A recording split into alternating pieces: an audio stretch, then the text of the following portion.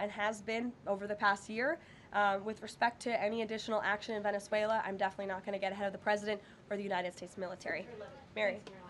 It now seems all but certain that the Obamacare subsidies will expire at the end of the year. It means more than 20 million Americans are now bracing for their health care costs to soar. Is the president prepared to let this happen, or is he going to step in? The president is prepared to take action on health care, and he wants Republicans on the Hill to do the same. As you have seen, Senate Republicans put forth their own legislation earlier this week. As for the subsidies that are set to expire, I would like to remind you and everybody at home why this is on the brink of happening. Democrats wrote Obamacare. They passed it without a single Republican vote, and then they ballooned it with these expensive COVID subsidies that completely distorted the health insurance market. And then they doubled down, extending those subsidies and setting their own expiration date right now in 2025, which the administration is obviously well aware of, and we are working, the president is working with his healthcare policy team here at the White House, as well as Republicans on Capitol Hill, to find a solution. You said he's working to find a solution. He wants to see a solution to lower health care costs. He does. But these subsidies are expiring at the end of the year. So what is the plan, and what is he going to do to put this in place in the next 2-3 weeks? You'll hear more from the president and from the White House on that very soon. As for wanting a solution to lower healthcare costs, I'm glad you said it, because the president is doing just that. He has made unprecedented progress towards lowering healthcare costs in this country and drug prices. He's secured numerous most favored nation drug price deals, with many more to come.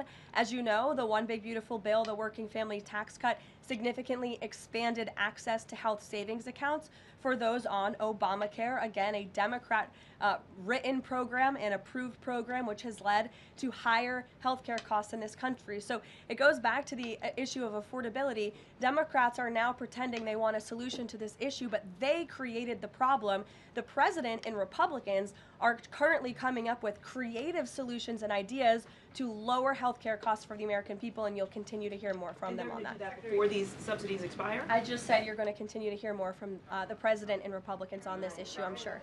Sure, Bloomberg, go ahead. Thanks, Caroline. The president said he was going to be holding a call with the leaders of Thailand and Cambodia. Have those calls taken place? Is there a readout you can share? The president has not yet engaged in those calls, and when he does, I'm sure you will hear from him directly, as you always do, after foreign leader calls or from somebody here at the White House. I do know, with respect to the conflict in the peace deal in Thailand and Cambodia and some of the conflicts you've seen arise, reports of that in the press over the past couple of days. The president addressed it in Pennsylvania. The administration is obviously tracking this at the highest levels and is very much engaged. I spoke with Secretary Rubio about it this morning. And will senior U.S. officials be meeting Saturday with European and Ukrainian officials to discuss the peace plan? Look, the United States and the Trump administration continues to be very much engaged in trying to bring the Russia-Ukraine war to an end. The president had a call with Europeans yesterday. His special envoy Witkoff and his team continue to talk with both sides literally as we speak. If there is a real chance of signing a peace agreement, if we feel like those meetings are worthy of someone on the United States' time this weekend, then we will send a representative. It's still up in the air whether we believe real peace can be accomplished and we can truly move the ball forward. The president is extremely frustrated with both sides of this war, and he's sick of meetings just for the sake of meeting. He doesn't want any more talk. He wants action. He wants this war to come to an end. And the administration has spent more than 30 hours, just in the past couple of weeks, meeting with the Russians and the Ukrainians and the Europeans and speaking with them as well. So we'll see about the meetings this weekend, and stay tuned. President Zelensky's latest proposal that was sent over yesterday? He's aware of it, yes. Ed. Thanks, Caroline.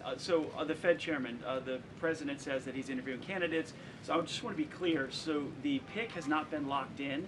And could we get an announcement before Christmas? I know every business outlet in the world is just chomping at the bit for a scoop or something on this Fed chair announcement. I'm not going to get ahead of the president. I know there's been a lot of reports about potential meetings this week with potential candidates. Look, as always, this is a decision the president himself is going to make. And I know there's a lot of reporting out there from anonymous sources who claim to know something.